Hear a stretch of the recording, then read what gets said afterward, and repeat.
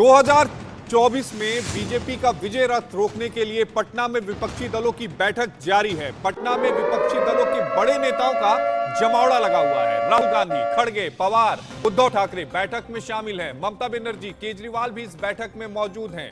विपक्षी पार्टियों के सबसे बड़े चेहरे इस समय पटना में मंथन कर रहे हैं कि किस तरह से बीजेपी के रथ को रोका जाए। 2024 में कैसे नरेंद्र मोदी को प्रधानमंत्री बनने से रोका जाए, बीजेपी को किस तरह से हराया जाए, इसको लेकर सभी विपक्षी दलों के बड़े नेता महाबैठक कर रहे हैं।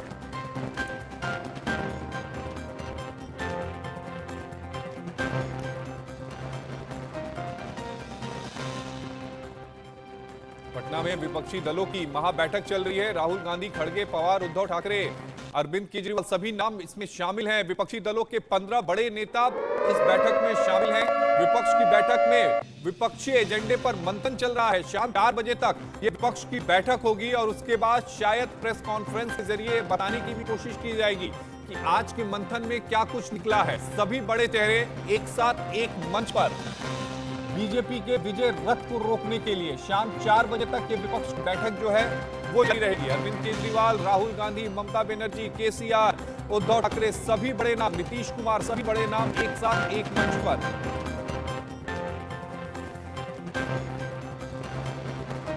शाम 4 बजे तक ये बैठक चलेगी।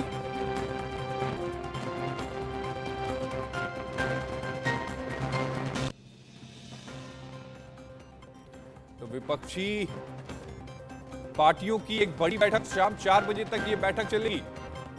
तो पटना में विपक्षी दलों ने ये महाबैठक शुरू की है, जिसमें तेजस्वी यादव भी हैं, नीतीश कुमार भी हैं, ममता बनर्जी भी हैं, राहुल गांधी भी हैं, केसीआर भी हैं, अरविंद केजरीवाल भी हैं। तमाम विपक्षी के जो बड़े चेहरे हैं वो इस समय एक साथ एक मंच पर हैं।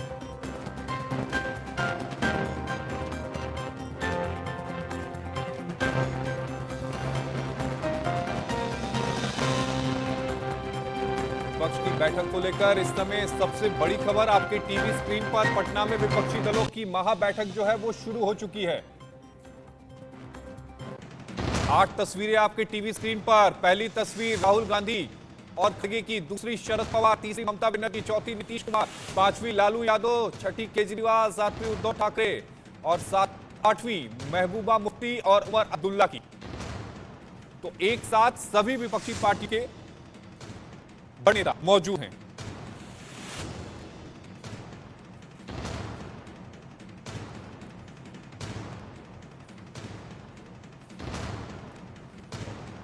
और इसी खबर पर ज्यादा जानकारी के साथ हमारे सहयोगी संतोष हमारे साथ पटना से जुड़े हैं, जो इस पूरी मीटिंग को बेहद करीब से कवर कर रहे हैं।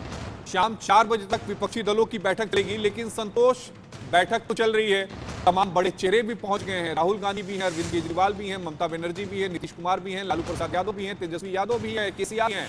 लेकिन सवाल ये उठता है कि 2024 में नरेंद्र मोदी के सामने चेहरा कौन होगा, किसके चेहरे पर चुनाव लड़ा जाएगा, ये एक बड़ा सवाल विपक्षी पार्टी के समक्ष होगा।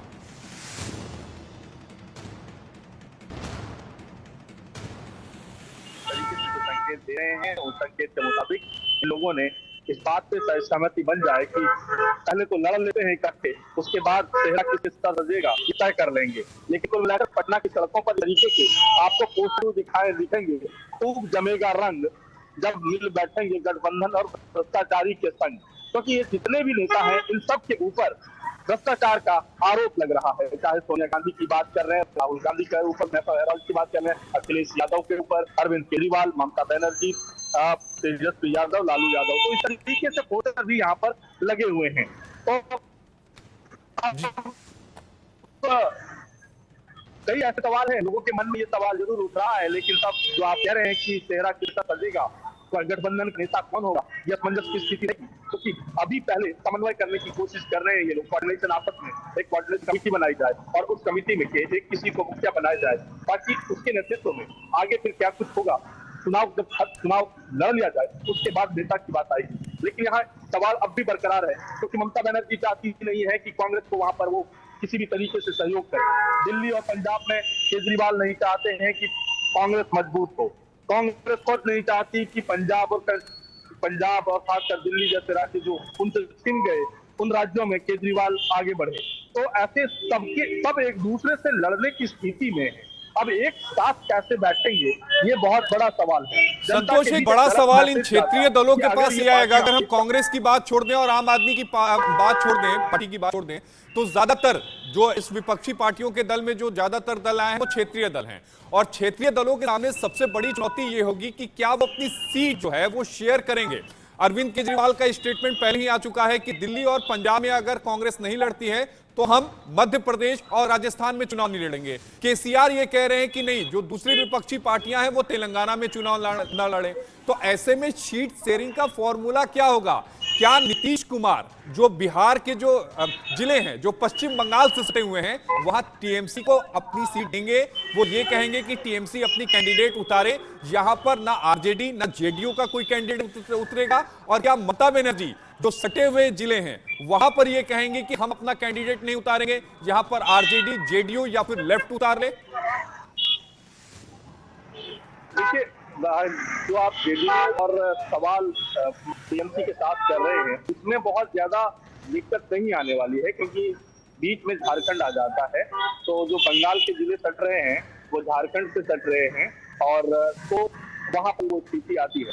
लेकिन कुल मिलाकर ये इन लोगों के लिए बड़ी चुनौती है। चुनौती सीट शेयरिंग को लेकर है। हर कोई चाहेगा अपनी ताकत ज्यादा से ज्यादा संसद में दिखाने के लिए, और वो ताकत तभी हो पाएगी जब वो ज्यादा से ज्यादा सीटों पर ये लड़ते हैं। अब खासकर अगर आप देख लें बिहार की जो 40 सीटें हैं, वो 40 सीटों में से कितनी सीटों पर जेडीयू लड़ती है, कितनी सीटों पर आरजेडी और कांग्रेस जैसे राष्ट्रीय दल को कितनी सीटें मिलती हैं? क्या कांग्रेस को 5 सीट मिल पाएगी या नहीं मिल पाएगी? अगर 5 सीट कांग्रेस मिली है तो फिर बाकी दूसरी जो पार्टी है, लेफ्ट की पार्टियां, उन पार्टियों को भी कोई जगह मिलेगी नहीं मिलेगी? तो ये एक सवाल है कि शेयरिंग को लेकर कुछ क्या कोऑर्डिनेशन, क्या इन लोगों के बीच समन्वय बन पाता है? तो वहीं दूसरी तरफ अगर आप तमिलनाडु में भी बात कर ले, तमिलनाडु में भी कांग्रेस काफी जोर हो गई है। वहां डीएमके क्या इनको इतनी सीटें देंगी? कांग्रेस तो नहीं देंगी। झारखंड में ये बहुत सारे सवाल हैं जो सवाल इन विपक्षी पार्टियों के जो बड़े नेता हैं उनके सामने होंगे कि सीट शेयरिंग का फॉर्मूला क्या होगा, क्योंकि अगर सीटों की शेयरिंग पर ही आपसी मतभेद हो जाएंगे तो फिर ये एकता दल जो है, विपक्षी एकता जो मंच है, वो काम कैसे करेगा? संतोष, आप हमारे साथ बने रहिएगा। लेकिन राहुल गांधी ने क्या कुछ कहा और इसके अलावा खड़गे ने क्या कुछ कहा, वो भी सुनवा देते हैं। हिंदुस्तान को तोड़ने का काम कर रही है, नफरत फैलाने का काम कर रही है, हिंसा फैलाने का काम कर रही है, और कांग्रेस पार्टी जोड़ने का काम कर रही है और मोहब्बत फैलाने का काम कर रही है। क्योंकि आप जानते हो, आप बहुत अच्छी तरह जानते हो कि नफरत को नफरत से नहीं काटा जा सकता है।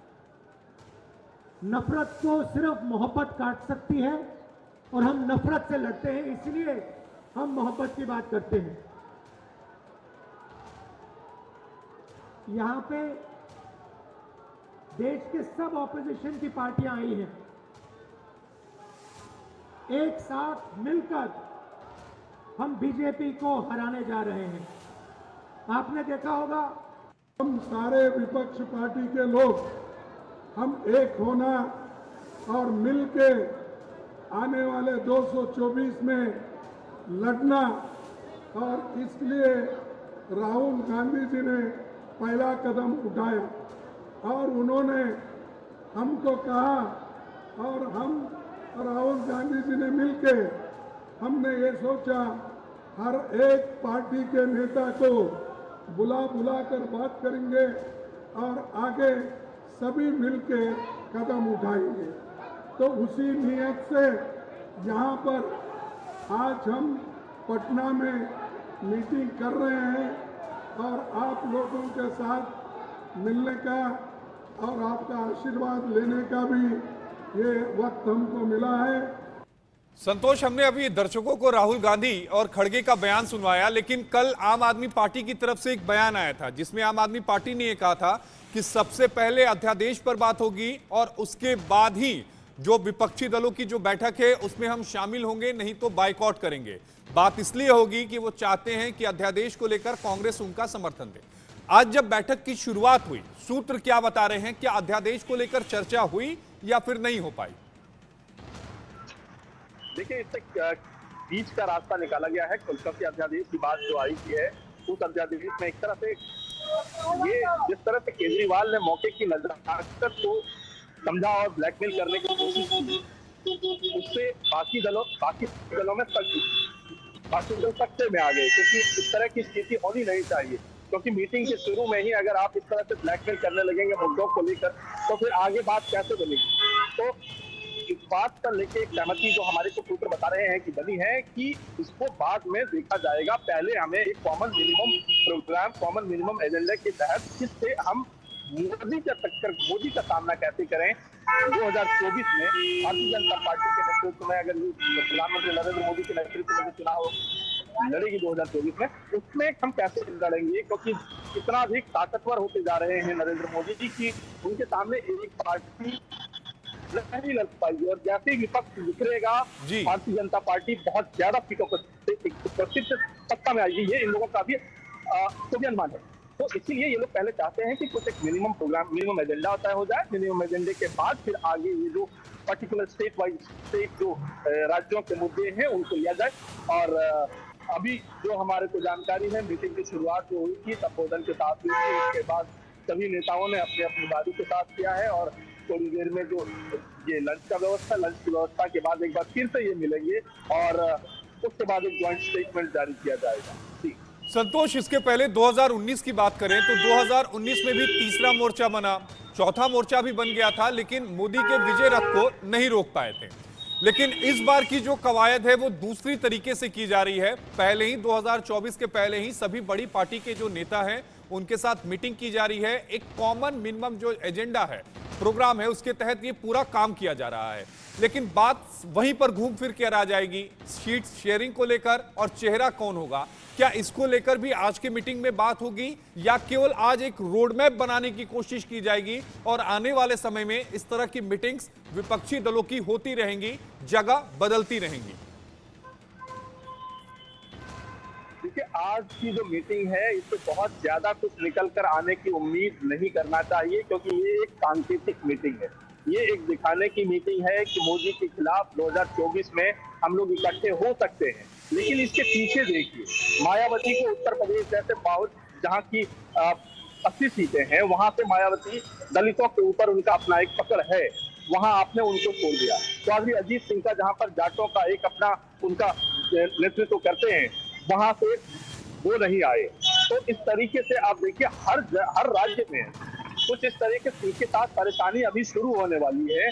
उन परेशानियों के बीच ये जो ये विपक्षी एकता की जो मीटिंग नीतीश कुमार ने बुलाई, इस मीटिंग में कोई भी विलन नहीं बनना चाहता था, कोई भी ये दिखाने नहीं चाहता था कि वो प्रधानमंत्री नरेंद्र मोदी के खिलाफ होने वाली मीटिंग में बैठना नहीं चाहते हैं। हर कोई ये अभी एक संकेत देने की कोशिश किया कि हम भी उसके साथ जाने को तैयार हैं। लेकिन अब देखना होगा जब वास्तविक रूपरेखा तैयार होगी, कौन कौन सी पार्टी आएगी। तो वास्तविक रूपरेखा तब बनेगी जबकि आपका सीटों का शेयरिंग का फॉर्मूला तय होगा। और वही सबसे बड़ा पेच होगा संतोष, और मुझे लगता है कि उसको लेकर सबसे ज्यादा मंथन उसी पर किया जाएगा कि सीट शेयरिंग का फॉर्मूला क्या हो। संतोष, आप हमारे साथ बने रहिएगा, क्योंकि पश्चिम बंगाल की मुख्यमंत्री ममता बनर्जी भी विपक्षी पार्टियों की बैठक में पहुंची हुई है पटना, लेकिन उन्होंने क्या कुछ कहा है वो आपको सुनवा देते हैं।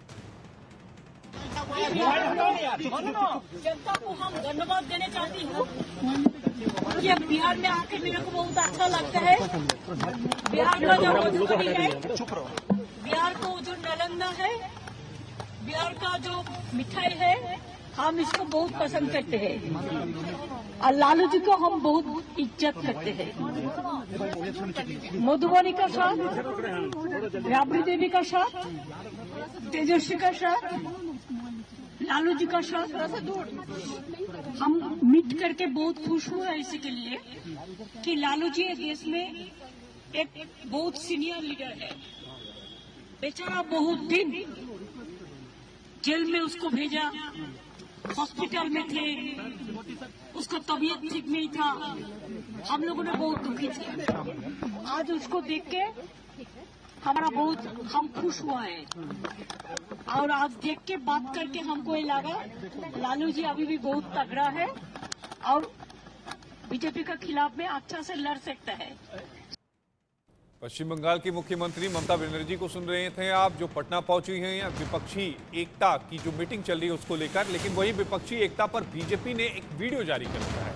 वीडियो के जरिए विपक्षी नेताओं पर बीजेपी ने तंज कसा है। बीजेपी ने कहा कि विपक्ष के नेताओं की पीएम बनने की इच्छा है, विपक्षी एकता की तैयारी केवल एक ढोंग है, एक अकेला ही पड़ रहा है सब पर भारी। बीजेपी की तरफ से यह कहा गया है, निशाना लगाया गया है। एक अकेला का मतलब यहां नरेंद्र मोदी से और पार्टी से है कि वो सभी विपक्षी पार्टियों पर भारी पड़ रहे हैं। तो इस वक्त की बड़ी खबर आपकी टीवी स्क्रीन पर, विपक्षी एकता पर वीडियो जारी किया है बीजेपी ने। वीडियो के जरिए विपक्षी नेताओं पर तंज कसा है। विपक्ष के नेताओं की पीएम बनने की इच्छा है, विपक्षी एकता की तैयारी केवल एक ढोंग है। बीजेपी की तरफ से यह कहा गया है, एक अकेला ही सब पर भारी पड़ सकता है।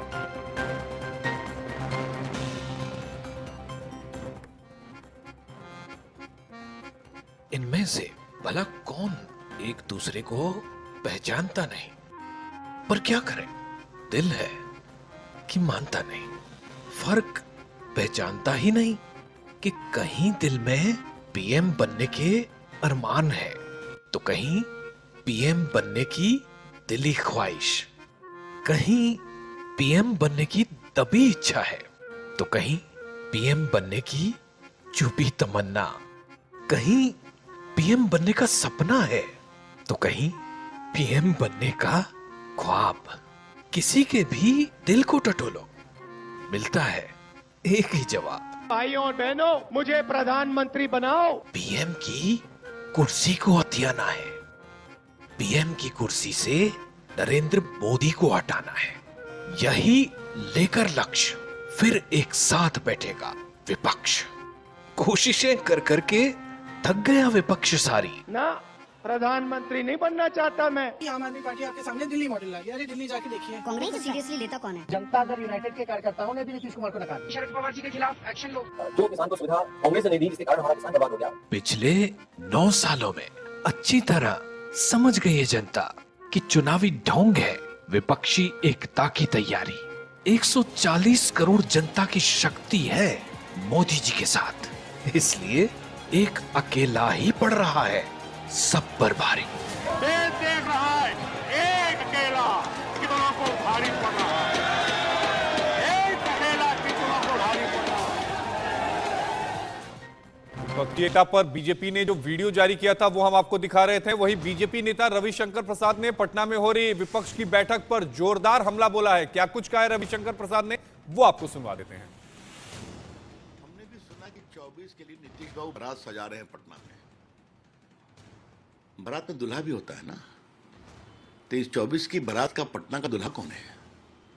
ये तो समस्या है। सभी प्रधानमंत्री के दावेदार हैं, कुछ की इच्छा बाहर है, कुछ की इच्छा अंदर है। क्या नीतीश बाबू, क्या अरविंद केजरीवाल अपना एजेंडा चला रहे हैं? क्या राहुल गांधी तो वहीं है बैठे हुए पर्दे के पीछे? शरद पवार जी हैं, अब ममता जी हैं। तो देखो, ये स्वार्थी राजनीतिक तत्वों का 2 कारणों से जमावड़ा है, नरेंद्र मोदी जी का विरोध और अपनी कुर्सी को आगे बढ़ाना। हिंदुस्तान उससे आगे निकल। आपने रविशंकर प्रसाद को सुना कि रविशंकर प्रसाद ने विपक्षी दलों की जो बैठक चल रही है उस पर सवाल उठाया है। वहीं केंद्रीय मंत्री स्मृति ईरानी ने भी विपक्ष की मीटिंग पर कई सवाल उठाए हैं और क्या कुछ कहा है स्मृति ईरानी ने, वो भी आपको सुनवा दे रहे हैं। ये हास्यास्पद है कि एकजुट होंगे वो लोग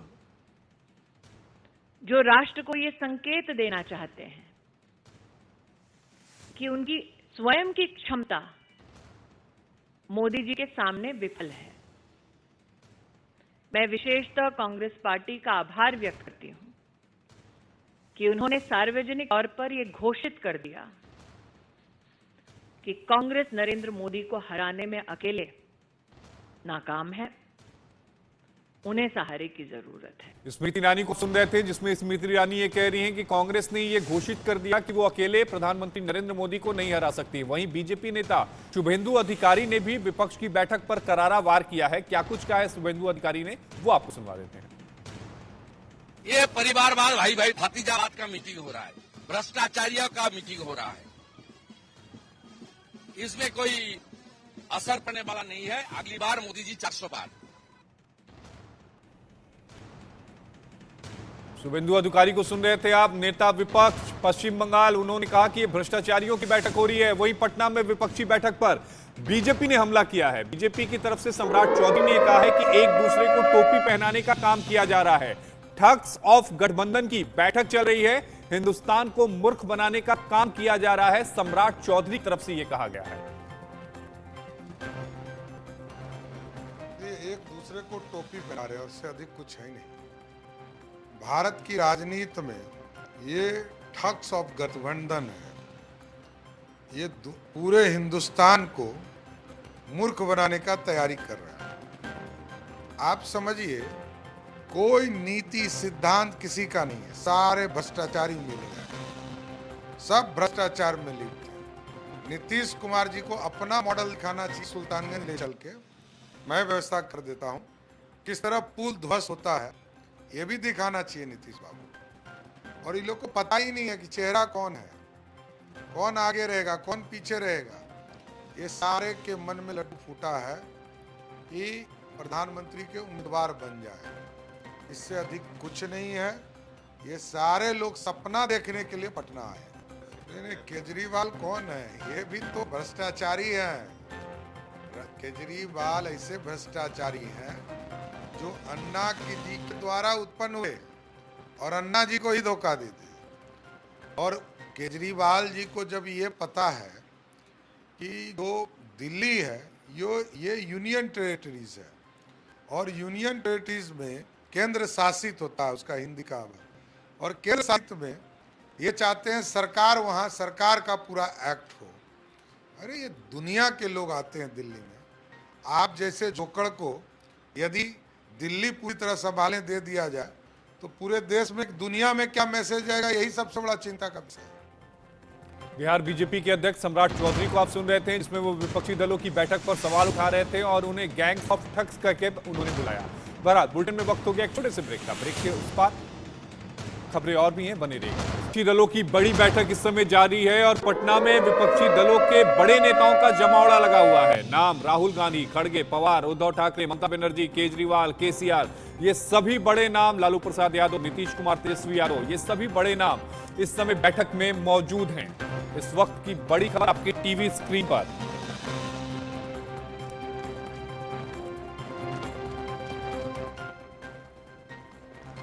आठ तस्वीरें आपके टीवी स्क्रीन पर। पहली तस्वीर में राहुल गांधी और खड़गे को देख सकते हैं, शरद पवार, ममता बनर्जी, नीतीश कुमार, लालू प्रसाद यादव, केजरीवाल, उद्धव ठाकरे, महबूबा मुफ्ती और उमर अब्दुल्ला, एक साथ विपक्ष के बड़े नेताओं का जमघट। हालांकि कुछ पार्टियों ने अपने आप को किनारा भी किया, जिसमें बीएसपी अहम है। बीएसपी आरएलडी ने अपने आप को इस मीटिंग से किनारा किया, अलग किया, लेकिन बड़े नाम आपके टीवी स्क्रीन पर।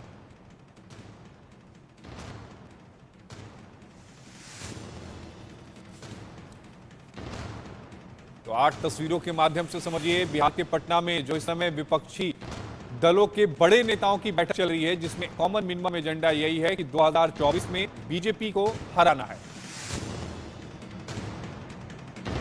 इस वक्त की बड़ी खबर आपके टीवी स्क्रीन पर।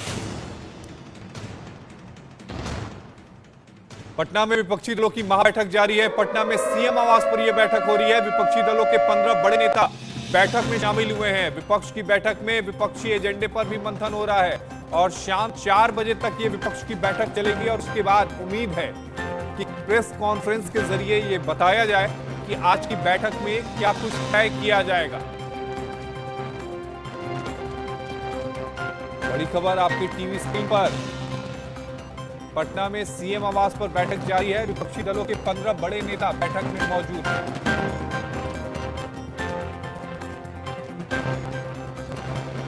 पटना में हो रही विपक्ष बैठक के बारे में बिहार बीजेपी प्रदेश अध्यक्ष सम्राट चौधरी ने इंडिया न्यूज से खास बातचीत की है। क्या कुछ कहा है सम्राट चौधरी ने, वो आपको सुनवाते हैं। हमारे साथ है बीजेपी के प्रदेश अध्यक्ष सम्राट चौधरी। सर, आज विपक्षी एकता को लेकर बैठक हो रही है, तो बैठक होने से क्या हो जाएगा भाई? बिहार की राजनीति या देश की राजनीति में कोई फर्क नहीं पड़ने वाला। और इस देश में सिर्फ और सिर्फ नरेंद्र मोदी जी की सरकार बनेगी, एकदम बेफिक्र रही है। केजरीवाल ने कहा कि बैठक में सबसे पहले जो है अध्यादेश पर चर्चा होगी। अब केजरीवाल कोई फैक्टर ही नहीं है तो बेकार की बात करना है भाई। तो ये थे बीजेपी के प्रदेश अध्यक्ष सम्राट चौधरी का कहना था कि केजरीवाल कोई फैक्टर नहीं है। कैमरा प्रभात शक्ति इंडिया न्यूज़ पटना। तो आप सम्राट चौधरी को सुन रहे थे, बिहार बीजेपी के अध्यक्ष हैं। वही बिहार के पूर्व डिप्टी सीएम और बीजेपी सांसद सुशील मोदी ने एक बार फिर से विपक्षी एकजुटता को लेकर करारा हमला बोला है। क्या कुछ कहा है सुशील मोदी ने, वो आपको सुनवा देते हैं। पीने से, इकट्ठा होने से एकता नहीं होती है, और हर लोकसभा चुनाव के पहले इस प्रकार का एक्सरसाइज पहली बार नहीं हो रहा, पहले भी होता है और आगे भी होगा। देखिएगा शरद पवार अगले बार बुलाएंगे, कोई राहुल गांधी बुलाएंगे, क्योंकि राहुल गांधी के बुलाने पर कोई नहीं आएगा, क्योंकि लोगों को चिढ़ है राहुल गांधी से। इसलिए नीतीश कुमार को जिम्मा दिया कि आप बुलाइए ताकि कम से कम लोग आ तो जाएं, आ जाएंगे। उसके बाद क्या होगा? सवाल तो है कांग्रेस, सवाल नीतीश कुमार नहीं, सवाल है कांग्रेस जो है मुख्य जो बाधा है पूरे अलायंस के अंदर, वो है। सुशील मोदी को सुन रहे थे। वहीं पटना में विपक्ष की बैठक को लेकर नेता प्रतिपक्ष विजय कुमार सिन्हा ने भी हमला किया है। क्या कुछ कहा है विजय कुमार सिन्हा ने, वो आपको सुनाते हैं। अगर जो ये सरकार बनाने वाले लोग होते तो अपने बलबूते कभी सरकार बना पाए बिहार में? जिस व्यक्ति को बिहार की जनता ने जनादेश अभी नहीं दिया, वो व्यक्ति की कहां औकात है सरकार बनाने का और सरकार बिगाड़ने का? जनता मालिक है, 2/3 बहुमत से फिर नरेंद्र मोदी जी की सरकार बनेगी, उसके बाद इनकी दुकानदारी बंद हो जाएगी। पटना में हो रहे विपक्षी बैठक पर प्रशांत किशोर ने भी हमला किया है। प्रशांत किशोर ने विपक्ष की मीटिंग के बहाने नीतीश कुमार पर जोरदार प्रहार किया है। क्या कुछ कहा किशोर ने, वो आपको सुनाते हैं। तो नीतीश कुमार को बिहार की चिंता करनी चाहिए, अपना ठिकाना है नहीं। मैंने आपको वही कहा, जिस पार्टी का 0 MP है वो देश का प्रधानमंत्री तय कर रहा है। जिस पार्टी का अपना ठिकाना नहीं है वो पूरे देश के पार्टी को एकत्र कर रहा है। ममता बनर्जी के साथ आप लोग बड़ा खबर रिपोर्ट कर रहे हैं, तो पूछिए, आप लोगों को पूछना ये चाहिए था कि क्या समझौता हो गया? क्या ममता बनर्जी कांग्रेस को सीट कंसीड करने के लिए तैयार हो गए कि ममता बनर्जी लालू नीतीश के पार्टी को बंगाल में चुनाव लड़ाएंगे? क्या लालू नीतीश ये कहने को तैयार है कि केएमसी बिहार में आकर एक सीट भी देंगे? वो हमसे ज्यादा जानते हैं ममता बनर्जी को नीतीश कुमार को कौन पूछता है? विपक्षी एकता बैठक की तारीफ करते हुए जन अधिकार पार्टी के सुप्रीमो पप्पू यादव ने बीजेपी पर हमला बोला है। क्या कुछ कहा पप्पू यादव ने, वो आपको सुनवाते हैं। यह बैठक है बाबा साहब अम्बेडकर के संविधान के अस्तित्व और उसकी मूल्यों और आदर्श को बचाने की। यह बैठक है इस देश की संस्कृति, तहजीब और लोकतंत्र, जिसमें सभी भाषा, सभी धर्म, सभी जाति, सभी वर्ग, सभी समूह, सभी क्षेत्रवाद और सभी सौहार्द को मानने वाले लोगों के जीवन को कैसे आर्थिक रूप से ऊपर किया जाए, इसके लिए बैठक। यह बैठक उनके खिलाफ है जिन्होंने इस देश में हमेशा नफरत, हमेशा समाज को बांटना और इंसानियत के लिए खतरा हो जाना, देश में एक बार भी विकास की बात नहीं करना, बिहार की जिंदगी को नासूर बनाने वाले 9 साल में यह बीजेपी। वहीं आरजेडी नेता आलोक मेहता विपक्ष की बैठक को लेकर भारत की प्रजातांत्रिक व्यवस्था का उन्होंने हिस्सा बताया है। आलोक मेहता ने कहा कि विपक्ष जब एकजुट होता है तो लोकतंत्र में मजबूती आती है। क्या कुछ कहा आलोक मेहता ने, वो आपको सुनो। यह प्रजातांत्रिक व्यवस्था जो भारत की है उसका हिस्सा है। प्रतिपक्ष जब मजबूत होता है तो डेमोक्रेसी में भी मजबूती आती है। तो ऐसा प्रतीत होता है कि प्रतिपक्ष मजबूत हो रहा है और मजबूती एकजुटता में शामिल है, इसलिए एकजुटता हो रही है। भारतीय जनता पार्टी तो अपना काम कर रही है, देश की जनता तय करेगी कि किसकी सरकार बनेगी। इसी बीच विपक्षी एकता को लेकर एक बड़ी बैठक खबर सामने आ रही है। विपक्ष की बैठक के बीच आम आदमी पार्टी का कांग्रेस पर बड़ा हमला किया है। अध्यादेश को लेकर आप नेता प्रियंका कक्कड़ ने दावा किया है, अध्यादेश को लेकर बीजेपी और कांग्रेस में डील हुई है, कांग्रेस अपना स्टैंड क्लियर करे। प्रियंका कक्कड़ ने कहा है कांग्रेस संविधान के साथ है या बीजेपी के साथ। एक तरफ अरविंद केजरीवाल, राहुल गांधी और खड़गे के साथ विपक्षी दलों की बैठक में शामिल हैं, मंथन कर रहे हैं कि किस तरह से बीजेपी के रथ को रोका जाए। तो वहीं प्रियंका कक्कड़ आम आदमी पार्टी के नेता कांग्रेस की भूमिका पर ही सवाल खड़े कर रही हैं अध्यादेश को लेकर। क्या कुछ कहा है उन्होंने, वो आपको सुना।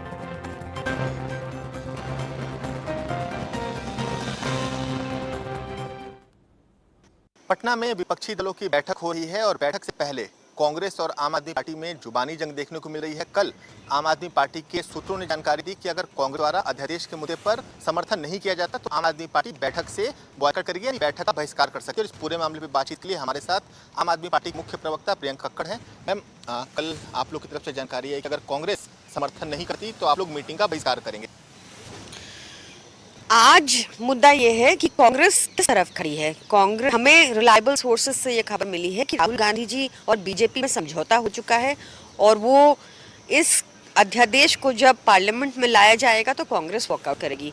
तो कांग्रेस को अपना स्टैंड क्लियर करना चाहिए, वो इस गैर कानूनी अध्यादेश के साथ खड़ी है या भाजपा के साथ खड़ी है, फेडरलिज्म के साथ खड़ी है, दिल्ली के लोगों के साथ खड़ी है, या फिर भाजपा का साथ देती नजर क्यों आ रही है। इस पे कांग्रेस को अपना स्टैंड क्लियर करना चाहिए। आज खड़गे जो कांग्रेस के अध्यक्ष हैं, जब वो निकल रहे थे तो उनका बयान आया था कि अध्यादेश संसद का मुद्दा है, इसके ऊपर संसद में चर्चा की जाएगी। आज जो विपक्षी दलों की मीटिंग है उसका मुख्य एजेंडा है कि प्रधानमंत्री नरेंद्र मोदी को कैसे हराया जाए 2024 में। मुख्य एजेंडा ये है कि कॉन्स्टेंटली कॉन्स्टिट्यूशन को ट्रैम्पल किया जा रहा है, कॉन्स्टेंटली लोकतंत्र और डेमोक्रेसी को बचाने की लड़ाई है। तो ये बहुत क्लियर केस है जहां पर कॉन्स्टिट्यूशन को रौंदा गया है, एक कॉन्स्टिट्यूशनल जज बेंच के ऑर्डर जजमेंट को पलटा गया है गैर संवैधानिक अध्यादेश द्वारा। तो कांग्रेस को इस पर अपना स्टैंड क्लियर करना चाहिए।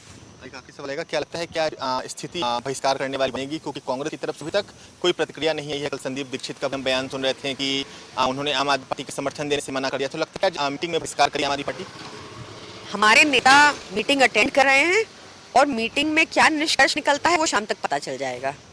बिल्कुल। तो आम आदमी पार्टी की मुख्य प्रवक्ता प्रियंका कक्कड़ को आप सुन रहे थे, उनका साफ कहना है कि आम आदमी पार्टी ने अपना स्टैंड क्लियर कर दिया है और उसके बाद जो भी कांग्रेस का अध्यादेश के मुद्दे पर रुख रहेगा उसके बाद ही मीटिंग के आगे की रूपरेखा तय की जाएगी। जर्नलिस्ट अवधेश चौरसिया के साथ नवीन निशांत, इंडिया न्यूज, दिल्ली। और हमारे साथ संतोष पटना से जुड़े हुए हैं। संतोष, एक बड़ी खबर इस समय पटना से भी सामने आ रही है कि जो विपक्षी दलों की बैठक चल रही है उसमें नीतीश कुमार को एक बड़ी जिम्मेदारी भी दी जा सकती है, उन्हें संयोजक भी बनाया जा सकता है। और क्या खबर अंदर सूत्रों के माध्यम से आपको मिली है वो दर्शकों के साथ आप साझा करिए। यहाँ देखिए, दर्शकों से हमने इंडिया न्यूज में सबसे पहले लगभग 2 बजे की बुलेटिन था, उस बुलेटिन के दरमियान हमने कहा था कि नीतीश कुमार को बतौर यहाँ पर संयोजक के रूप में यहाँ आज की जो मीटिंग है उसमें बनाया जा सकता है।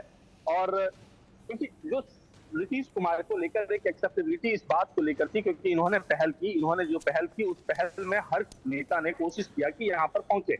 और सिर्फ अगर बात करें मायावती या फिर दूसरे चौधरी अजीत सिंह की जो पार्टी आरएलडी है, वो पार्टी यहाँ पर नहीं पहुंची है। लेकिन यहाँ से क्योंकि मैसेज एक गलत जाएगा, क्योंकि आप प्रधानमंत्री पद के उम्मीदवार को आप यहाँ तय नहीं कर रहे हैं, ऐसे में कुछ न कुछ टेक अवे तो हर कोई लेकर जाना चाहेगा। तो इस मीटिंग का एक टेक अवे होगा कि एक कोऑर्डिनेशन कमेटी बनाई जाएगी, समन्वय समिति बनाई जाएगी और उसका चेयरमैन बनाया जाएगा नीतीश कुमार को। इस बात की संभावना प्रबल है जो हमारे को सूत्र बता रहे हैं। तो यहाँ से ये टेक ओवर होगा। लेकिन इसके आगे जो चुनौती है वो बड़ी है चुनौती। वो चुनौती फिर नीतीश कुमार के लिए हो जाएगी कि नीतीश कुमार किस तरीके से ममता बनर्जी को कांग्रेस के साथ टेबल पर, अरविंद केजरीवाल आम आदमी पार्टी को कांग्रेस के टेबल पर, डीएमके और फिर उसके बाद कांग्रेस किस तरीके से कोऑर्डिनेशन करती है। झारखंड में झारखंड मुक्ति मोर्चा, आरजेडी, जेडीयू, कांग्रेस 14 सीटें हैं, वो कैसे लेती है 14 सीटों में बंटवारे का। बंगाल की जो सीटें हैं 42, वहां पर कितनी सीटों पर टीएमसी लड़ेगी, कितने पे कांग्रेस लड़ेगी, कितने पे लेफ्ट को लड़ाएगी। वैसी तरीके से बिहार में अगर आप देखें, लालू प्रसाद की पार्टी कितनी सीटों पर लड़ेगी, जेडीयू कितने पे लड़ेगी, कांग्रेस, और फिर वामपंथी दलों की भी यहाँ इस बार अच्छी खासी सीटें जीत कर आई हैं। तो उनको क्या सीटें मिलती हैं, नहीं मिलती हैं, ये बड़ी चुनौती है। इनको एक टेबल पर बिठाए रखना बहुत बड़ी चुनौती है नीतीश कुमार के लिए आगे। लेकिन अभी संतोष, आम आदमी पार्टी की एक नेता थी जिसके साथ हमारे सहयोगी नवीन निशान ने बात की, कक्कड़ उनका नाम था, वो ये कह रही हैं कि बीजेपी और कांग्रेस जो ऑर्डिनेंस आया है, जो अध्यादेश आया है, उसको लेकर आपस में मिले हुए हैं। ऑर्डिनेंस को लेकर कांग्रेस कुछ भी नहीं कह रही है। एक तरफ हम ये देख रहे हैं कि राहुल गांधी खड़गे के साथ अरविंद केजरीवाल, भगवंत मान बैठे हुए हैं, दूसरी तरफ उनकी पार्टी की तरफ से कांग्रेस पर आरोप लगाए जा रहे हैं।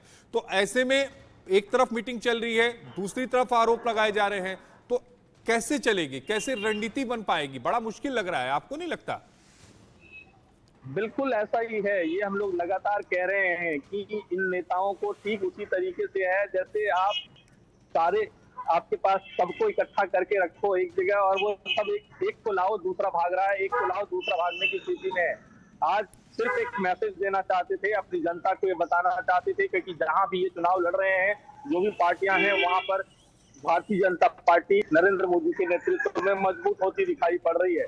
हर किसी को ये अपनी जनता को बताने के लिए सांकेतिक तौर पर ही सही बिहार की राजधानी पटना में यहाँ पर पहुंचकर एक मैसेज अपनी जनता तक बस ये देना चाह रहे हैं। आगे देखिए, इनको संभाल कर रख पाना बहुत मुश्किल है और ये अभी केजरीवाल की पार्टी से शुरुआत हुई है क्योंकि केजरीवाल की पार्टी देखिए ये जानती है आम आदमी पार्टी कि अगर कांग्रेस इस अध्यादेश के खिलाफ है तो उसे वोट करना चाहिए, अध्यादेश के खिलाफ बोलना चाहिए। जबकि बीच का एक रास्ता ये निकलता है कांग्रेस के लिए अपनी इज्जत बचाने के लिए कि हम अध्यादेश के खिलाफ भी हैं लेकिन इसलिए हम वॉकआउट कर जाएंगे। तो वो उस पॉसिबिलिटीज को अभी से ही बोलना शुरू कर दिया और कल रह के जब कांग्रेस संसद से वॉकआउट करेगी तो आम आदमी पार्टी से इस तरीके से प्रचारित करेगी कि भारतीय जनता पार्टी और आम आदमी पार्टी, भारतीय जनता पार्टी और कांग्रेस पार्टी में पैक्ट था, इस वजह से देखिए वॉकआउट हम पहले से कह रहे थे। तो ये केजरीवाल बहुत ही चतुर हैं राजनीति के और उनकी पार्टी भी, पार्टी के सभी नेता इस मुद्दे को उसी तरीके से जो आगे की होगी उससे पहले, लेकिन कुल मिलाकर इन लोगों के बीच इसी तरीके से मतभेद की खबर नहीं। लेकिन संतोष, आज अभी जो बयान आया है, जो आप बता रहे हैं, उसको देख के तो केवल इतना ही समझ में आ रहा है कि आज की जो बैठक है वो अपने वोटरों को ये बताने, समझाने, दिखाने के लिए है कि नहीं जी हम तो मोदी जी के खिलाफ हैं, हम बीजेपी के खिलाफ हैं, हम एनडीए के खिलाफ हैं और जो एनडीए के खिलाफ है हम उसके खिलाफ, उसके साथ हैं। लेकिन असल में एक दूसरे का साथ दे पाना 2024 के लिए वो डगर मुश्किल है क्योंकि आरोप बैठक से पहले और बैठक के बाद भी एक दूसरे पर लगने तय हैं। बिल्कुल, आप देखिए यही साफ दिखाई पड़ रहा है क्योंकि जो पार्टी यहां नहीं पहुंचती है उस पार्टी के वोटर उस राज्य में ये चर्चा का विषय हो जाएगा कि देखिए मोदी के खिलाफ हम लोग बैठने की कोशिश की हमने और फलान स्टेट की पार्टी नहीं आई, मतलब इन दोनों के बीच इंटरनल टैक्ट है। तो ये मैसेज ना जाए उसको देखते हुए ये सभी पार्टियां यहाँ इकट्ठी हुई हैं, कोई नेगेटिव मैसेज इस तरह का जनता के बीच न जाए। इसके बाद आगे क्या होगा ये देखना पड़ा। देखिए केजरीवाल की पार्टी आगे क्यों अभी इस तरीके से बोल रही है। दिल्ली की सभी सीटें जो हैं उसमें से कितनी सीटें केजरीवाल तोड़ने का चाहती है, ये केजरीवाल आम आदमी पार्टी अभी तक तय नहीं कर पाई है, ना ही कांग्रेस पार्टी, क्योंकि कांग्रेस पार्टी जितनी दिल्ली की सभी सीटों पर चुनाव लड़ेगी और केजरीवाल की भी पार्टी सभी सीटों पर चुनाव लड़ेगी। पंजाब में क्या होगा, पंजाब की सभी 14 सीटें जो है पंजाब के लोकसभा की सभी सीटों पर आम आदमी पार्टी अपना कैंडिडेट उतारेगी, वहां एक दूसरे का राइवल है ये दोनों। तो ये इन दोनों को बिठा पाना, इन सभी पार्टियों को एक साथ बिठा पाना बिल्कुल नामुमकिन सा दिख रहा है। अब देखना होगा, जैसे कांग्रेस पार्टी में एक जादूगर नाम के चेहरे के तौर पर राजस्थान में बोला जाता था, अब यहाँ इस गठबंधन में अगर होता, मुझे भी वही लग रहा है कि तालमेल बैठना बड़ा कठिन लग रहा है क्योंकि कहा कुछ कहा जा रहा है, दिखाया कुछ कहा जा रहा है और सबसे अहम यही होगा संतोष कि चेहरा कौन होगा और सीट शेयरिंग का फॉर्मूला क्या होगा। बहरहाल आप हमारे साथ बने रहिएगा क्योंकि एक बड़ी खबर पटना से ही सामने आ रही है विपक्षी दलों की बैठक को लेकर। पटना में विपक्ष की बैठक को लेकर बैनर और पोस्टर लगे हैं। पोस्टर में तमाम विपक्षी नेताओं की तस्वीर है। पोस्टर में अरविंद केजरीवाल की तस्वीर नहीं लगाई गई है, केजरीवाल की जगह झाड़ू का चिन्ह लगाया गया है। ये पोस्टर अपने आप में दिलचस्प है और ये पोस्टर ये बताता है कि बिहार में जो आज बैठक चल रही है असली में उसकी हकीकत क्या है। वो तस्वीर भी आपको दिखा रहे हैं।